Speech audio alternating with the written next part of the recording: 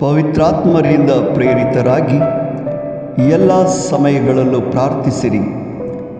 ನಿಮ್ಮ ಕೋರಿಕೆ ಬೇಡಿಕೆಗಳನ್ನು ದೇವರಿಗೆ ಅರ್ಪಿಸಿರಿ. ಎಫೆಸ 6 ವಾಕ್ಯ 18. ಸ್ನೇಹಿತರೆ, ಎಲ್ಲ ಸಮಯಗಳಲ್ಲೂ ದೇವರನ್ನು ಸ್ತುತಿಸಲು, ಪ್ರಾರ್ಥಿಸಲು, ನಮ್ಮ ಬೇಡಿಕೆಗಳನ್ನು ದೇವರಿಗೆ ಅರ್ಪಿಸಲು ನಾವು ಶಕ್ತರಾಗುವಂತೆ ನಮಗೆ ಪವಿತ್ರಾತ್ಮರ ಪ್ರೇರಣೆಯನ್ನು ನೀಡಿರಿ ಎಂದು ಪ್ರಭುವಿನಲ್ಲಿ ಬೇಡಿಕೊಳ್ಳೋಣ.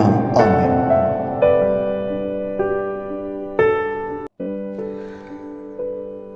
तुम्ही सदांच मागणे करीत देवाची कुमोक सोदूंक प्रयत्न करा. सर्व संदर्भांनी पवित्र आत्मेचे प्रेरण मागूंक साधन सलया. एफेसकारांक पत्र 20:18. देवाची स्तुती करूंक